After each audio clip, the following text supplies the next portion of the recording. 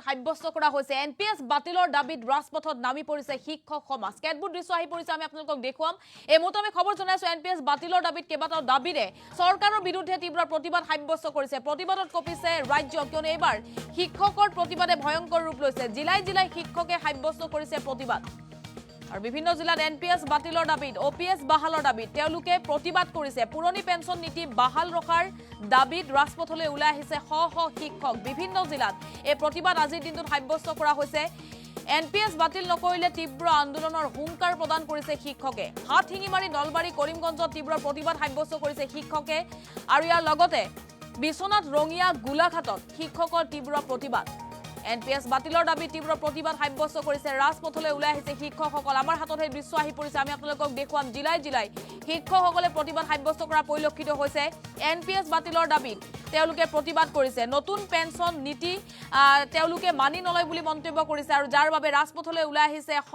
শ শিক্ষক ৰাষ্ট্ৰীয় পেন্সন নীতি অৰ্থাৎ এনপিএছ বাতিল কৰি পুৰণি পেন্সন নীতি পুনৰ প্ৰৱৰ্তনৰ দাবীৰ লগতে অসমৰ শিক্ষক কৰ্মচাৰী সমাজৰ অৱসৰকালীন সুৰক্ষাৰ স্বাৰ্থত কৰ্মবিৰতি পালন কৰিছে অৱস্থান ধৰ্মঘট পালন কৰিছে বিশ্বনাথৰ লগতে ৰঙিয়া গোলাঘাটত শিক্ষকে প্ৰতিবাদ কৰিছে আমাৰ হাতত দৃশ্য আহি পৰিছে আমি আপোনালোকক দেখুৱাম বিভিন্ন দৃশ্য আহি পৰিছে যেহেতু বিভিন্ন জিলাত আজিৰ দিনটোত প্ৰতিবাদ সাব্যস্ত কৰিছে এনেদৰে শিক্ষকসকল কৰ্মবিৰতি পালন কৰিছে তেওঁলোকে বিদ্যালয় এৰি এনেদৰে ৰাজপথত নামিবলগীয়া পৰিস্থিতিৰ সৃষ্টি হৈছে এনপিএছ বাতিলৰ দাবীত ৰাজপথত নামি পৰিছে এইসকল শিক্ষক কৰ্মবিৰতি পালন কৰিছে তেওঁলোকে ধৰ্মঘট কৰিছে আৰু যদি এনপিএছ বাতিল নকৰে অনাগত সময়ত তীব্ৰ আন্দোলন গঢ়ি তোলাৰ হুংকাৰ প্ৰদান কৰিছে এনপিএছ বাতিল কৰিব লাগে ওপিএছ বাহাল ৰাখিব লাগে ওপিএছ বাহাল ৰখাৰ দাবীত অৰ্থাৎ পুৰণি পেন্সন নীতি বাহাল ৰখাৰ দাবীত এনেদৰে ৰাজপথত নামি পৰিছে শিক্ষকসকল আৰু আমি দেখুৱাইছো বিভিন্ন জিলাত দৃশ্য আপোনালোকক প্ৰতিবাদত কপিছে ৰাজ্য বিভিন্ন জিলাত আজিৰ দিনটোত প্ৰতিবাদ সাব্যস্ত কৰিছে আমি আপোনালোকক এই দৃশ্য দেখুৱাম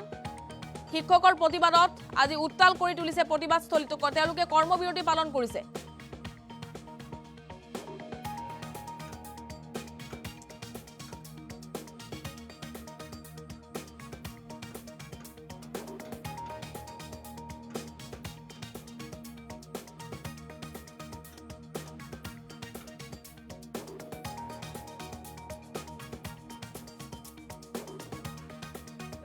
এনপিএস বাতিল করতে হবে অফিস চালু করতে হবে আমাদের দাবি ন্যায্য দাবি আমাদের দাবি ন্যায্য দাবি এনপিএস বাতিল করতে হবে এনপিএস বাতিল করতে হবে অফিস চালু করতে হবে আমাদের দাবি মানতে হবে আমাদের দাবি মানতে হবে আমাদের দাবি ন্যায্য দাবি আমাদের দাবি ন্যায্য দাবি আমাদের দাবি ন্যায্য দাবি আমাদের দাবি ন্যায্য দাবি আমাদের দাবি ন্যায্য দাবি আমাদের দাবি মানতে হবে আমাদের দাবি মানতে হবে এনপিএস মানছি না মানবো না এনপিএস মানছি না মানবো না অফিস বহাল করতে হবে অফিস বহাল করতে হবে অফিস বহাল করতে হবে সংগ্রাম প্ৰকাশ নকৰে তেনেহ'লে আমি এনেকৈতো প্ৰতিবাদ কৰি থাকিব লাগিব আৰু প্ৰতিবাদ যদি কৰি থকা যায় আমি নিবিচাৰোঁ যে এ বা বি আমি যদি ক্ষতি কৰোঁ সকলোৱে ইজনে সিজনৰ পৰস্পৰৰ হাতত ধৰি আমি সকলোৱে যদি এনেকৈ সজোৰে প্ৰতিবাদ কৰোঁ আৰু আমি আপোনালোকক সেই দৃশ্য দেখুৱাইছো বিভিন্ন জিলাত এনেদৰে শিক্ষক সমাজে তীব্ৰ প্ৰতিবাদ সাব্যস্ত কৰিছে এনপিএছ বাতিলৰ দাবীত এনেদৰে ৰাজপথত নামি পৰিছে শিক্ষকসকল তেওঁলোকে বিভিন্ন দাবীৰে প্ৰতিবাদ সাব্যস্ত কৰা পৰিলক্ষিত হৈছে তেওঁলোকৰ দাবী মানি নললে অনাগত সময়ত আন্দোলনৰ হুংকাৰ প্ৰদান কৰিছে আজি কৰ্মবিৰতি পালন কৰিছে বিভিন্ন জিলাত পুৰণি পেন্সন নীতি বাহাল ৰখাৰ দাবী তেওঁলোকে প্ৰতিবাদ কৰিছে নতুন পেন্সন নীতি তেওঁলোকে মানি নলয় বুলি মন্তব্য কৰিছে আৰু আমি আপোনালোকক কেতবোৰ দৃশ্য দেখুৱাইছো হাত হিঙি মাৰিটো আজি প্ৰতিবাদ হৈছে নলবাৰীত শিক্ষক সমাজ ৰাজপথলৈ ওলাই আহিছে কৰিমগঞ্জত প্ৰতিবাদ হৈছে বিশ্বনাথ ৰঙিয়া আৰু গোলাঘাটত আজিৰ দিনটোত প্ৰতিবাদ সাব্যস্ত কৰিছে তেওঁলোকে এনপিএছ বাতিল কৰিব লাগে যাৰ বাবে তেওঁলোকে প্ৰতিবাদ কৰিছে তেওঁলোকে কৰ্মবিৰতি পালন কৰিছে ৰাজ্যৰ শিক্ষকসকলে আৰু পুৰণি পেন্সন নীতি বাহাল ৰখাৰ দাবীত তেওঁলোকে দাবী জনাইছে আৰু যাৰ বাবে এনেদৰে ৰাজপথত ধৰ্মঘট কৰিছে শিক্ষকসকলে হাতে হাতে প্লে কাৰ্ড লৈ তেওঁলোকে ওপিএছ তেওঁলোকে নিবিচাৰে ওপিএছ বিচাৰে বুলি তেওঁলোকে কৈছে আৰু এনপিএছ বাতিল কৰিব লাগে বুলি এনেদৰে তীব্ৰ প্ৰতিবাদ সাব্যস্ত কৰিছে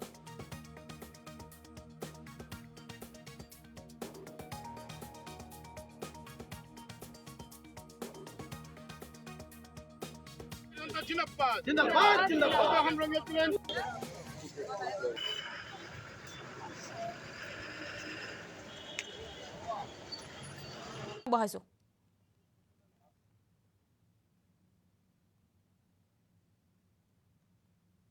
ৰাজপথৰ আন্দোলন নকৰি আচলতে শ্ৰেণীকোঠাত আমি আবদ্ধ থাকিব লাগিছিল। কিন্তু বৰ্তমান চৰকাৰখনে এই কৰ্মচাৰীসকলৰ ক্ষেত্ৰত যি অন্যায় কৰিছে সেই অন্যায়ৰ বিৰুদ্ধে আমি ইয়াত প্ৰতিবাদ কৰিছোঁ।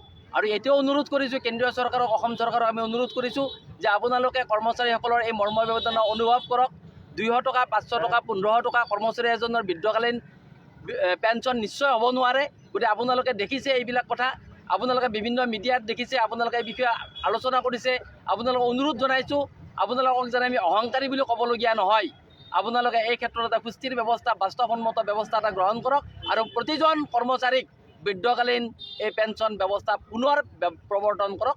এয়া চৰকাৰৰ ওচৰত আমাৰ অনুৰোধ। আমাৰ যিটো আগৰ OPS পন্থা আছে আমাৰ NPSৰ পৰা, সেই OPSলৈ আমাৰ কৰ্মচাৰীসকলক সেই ব্যৱস্থালৈ লৈ যাব লাগে। এয়াই আমাৰ মুখ্য দাবী। আজি আমি ইয়াতে কৰ্মবিৰতি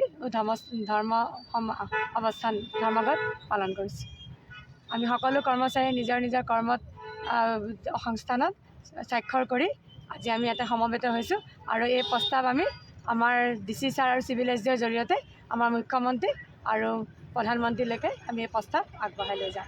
চৰকাৰী NPS কৰ্মচাৰী সন্থাৰ আহ্বানত আমি ৰঙিয়া জিলা চৰকাৰী NPS কৰ্মচাৰী সন্থায়ো আজিৰ এই অৱস্থান ধৰ্মঘট কাৰ্যসূচী ৰূপায়ণ কৰি আছোঁ। আমাৰ যি পেঞ্চনৰ বিৰুদ্ধে, NPSৰ বিৰুদ্ধে যি আন্দোলন শদিয়াৰ পৰা ধুবুৰীলৈ এক গণ আন্দোলন গঢ়ি উঠিছে, সেই আন্দোলনৰ সমৰ্থনত NPSৰ বিৰুদ্ধে আমি একত্ৰিত হৈছোঁ। সকলো স্তৰৰ কৰ্মচাৰী, শিক্ষক কৰ্মচাৰীয়ে আমি লগ হৈ আজি এই আন্দোলন কাৰ্যসূচী ৰূপায়ণ কৰি আছোঁ। আমি আজি ইয়াত অৱস্থান ধৰ্মঘট কাৰ্যসূচী ৰূপায়ণ কৰি আছোঁ। সমগ্ৰ অসমতে এই কাৰ্যসূচী চলি আছে। তাৰ যি চৰকাৰৰ নতুন পেঞ্চন ব্যৱস্থা, এই পেঞ্চন ব্যৱস্থাই আমাৰ সমাজখনক গ্ৰাস কৰিছে। আমাৰ যিসকল কৰ্মচাৰী ইতিমধ্যে অৱসৰ গ্ৰহণ কৰিছে, তেওঁলোকৰ অৱস্থাটো এনেকুৱা পৰ্যায়লৈ গৈছে যে তেওঁলোকে ৰিক্সা চলাবলগীয়া হৈছে, দিন হাজিৰা কৰিবলগীয়া হৈছে, একেবাৰে পুতৌ লগা এটা অৱস্থাৰ সৃষ্টি হৈছে। আৰু সেই অৱস্থা দেখি আমি শংকিত হৈছোঁ যে পুৰণি পেঞ্চন ব্যৱস্থা যদি অসমৰ কৰ্মচাৰীসকলক প্ৰদান কৰা নহয়, তেনেহ'লে অৱসৰীৰ যিটো জীৱন, সেই জীৱন কোনো কৰ্মচাৰীৰে সুৰক্ষিত নহয়। গতিকে আমাৰ একমাত্ৰ দাবী যে আমাক এই নতুন পেঞ্চন যিটো ব্যৱস্থা, এই ব্যৱস্থাটো আঁতৰ কৰি পুৰণি পেঞ্চন ব্যৱস্থা আমাক প্ৰৱৰ্তন কৰিব লাগে। আৰু পুৰণি পেঞ্চন ব্যৱস্থা প্ৰৱৰ্তন নকৰালৈকে আমি এনেধৰণৰ বিভিন্ন কাৰ্যসূচী আমি গ্ৰহণ কৰিবৰ কাৰণে আগবাঢ়িছোঁ। এই পৰ্যায়ত আজিৰ যিটো কাৰ্যসূচী, এই কাৰ্যসূচী আমি 11 দিনীয়া কাৰ্যসূচী ৰূপায়ণ কৰিবলৈ আমাৰ কেন্দ্ৰীয় সমিতিৰ পৰা নিৰ্দেশনা আহিছে। আজি প্ৰথম কাৰ্যসূচীত আমি কৰ্মবিৰতি পালন কৰিছোঁ। আমাৰ অফিচত আমি গৈ কোনো কামৰ পৰা আমি আজি বিৰত আছোঁ আৰু ইয়াত অৱস্থান ধৰ্মঘট কাৰ্যসূচী ৰূপায়ণ কৰিছোঁ। অৱস্থান ধৰ্মঘট কাৰ্যসূচী ৰূপায়ণ কৰাৰ শেষত আমি মাননীয় উপায়ুক্ত মহোদয়ৰ জৰিয়তে মাননীয় মুখ্যমন্ত্ৰী মহোদয়লৈ আমি স্মাৰকপত্ৰ প্ৰেৰণ কৰিম। আৰু এটাই আমাৰ মুখ্য দাবী যে আমাক পুৰণি পেঞ্চন ব্যৱস্থা। অসমৰ 120টাতকৈও অধিক কৰ্মচাৰী সংগঠনে আমি আজি উপায়ুক্তৰ কাৰ্যালয়ৰ সন্মুখত অৱস্থান ধৰ্মঘট কাৰ্যসূচী গ্ৰহণ কৰিছোঁ। আৰু এই কাৰ্যসূচী আমাৰ নলবাৰী জিলাতে নহয়, অসমৰ প্ৰতিখন জিলাৰ প্ৰতিটো উপায়ুক্ত জিলাৰ কাৰ্যালয়ৰ সন্মুখত আজি এই অৱস্থান ধৰ্মঘট কাৰ্যসূচী বৰ্তমান আমাৰ চলি আছে। এই অৱস্থান ধৰ্মঘট কাৰ্যসূচী স্থলীৰ পৰা আমি চৰকাৰক দাবী উত্থাপন কৰিছোঁ যাতে অতি শীঘ্ৰে পুৰণি পেঞ্চন ব্যৱস্থাটো প্ৰৱৰ্তন কৰি কৰ্মচাৰীসকলৰ অৱসৰী জীৱন সুৰক্ষিত কৰি তোলে, তাৰ বাবে আমি চৰকাৰৰ ওচৰত দাবী উত্থাপন কৰিছোঁ। বৰ্তমান অসমত প্ৰায় 120টাতকৈও অধিক কৰ্মচাৰী সংগঠন আজি NPSৰ বিৰুদ্ধে জাঙুৰ খাই উঠিছে। গতিকে সদৌ অসম চৰকাৰী NPS কৰ্মচাৰী সংস্থাই আমি প্ৰতিটো কৰ্মচাৰী সংগঠনলৈকে পত্ৰ প্ৰেৰণ কৰিছোঁ আৰু প্ৰত্যেকটো কৰ্মচাৰী সংগঠনে আন্তৰিকতাৰে আমাক সমৰ্থন কৰিছে, পূৰ্ণ সমৰ্থন কৰিছে। গতিকে অসমৰ সৰ্বস্তৰৰ কৰ্মচাৰী, কলেজৰ প্ৰবক্তাৰ পৰা আৰম্ভ কৰি চতুৰ্থ বৰ্গৰ কৰ্মচাৰীলৈকে বিভাগ নিৰ্বিশেষে সকলো বিভাগৰ কৰ্মচাৰীয়ে আমাৰ এই কাৰ্যসূচীত সহযোগ কৰিছে। এই প্ৰতিবাদ আমাৰ আজি অৱস্থান ধৰ্মঘট কাৰ্যসূচী 1 বজালৈকে চলিব। আমি 1 বজাত মাননীয় উপায়ুক্ত মহোদয়াক মেমৰেণ্ডাম আমি দাখিল কৰিম। মেমৰেণ্ডাম ৰাষ্ট্ৰপতি তথা ভাৰতৰ প্ৰধানমন্ত্ৰীলৈ আমি প্ৰেৰণ কৰিম, মুখ্যমন্ত্ৰী মহোদয়লৈ প্ৰেৰণ কৰিম।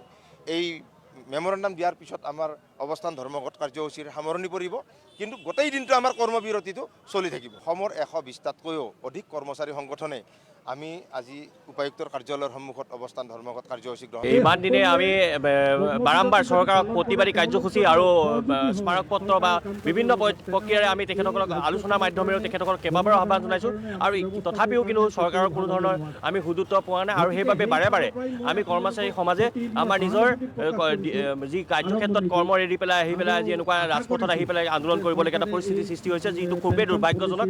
আমি নিবিচাৰোঁ কেতিয়াও বাৰম্বাৰ এনেকৈ দৰে আন্দোলন কৰি পেলাই আমি আগবাঢ়ি যোৱাটো, কিন্তু তথাপিও চৰকাৰলৈ এটাই অনুৰোধ যে অতি সোনকালে যি কৰ্মচাৰী সমাজৰ যি দুশ্চিন্তা দূৰ কৰিব লাগে।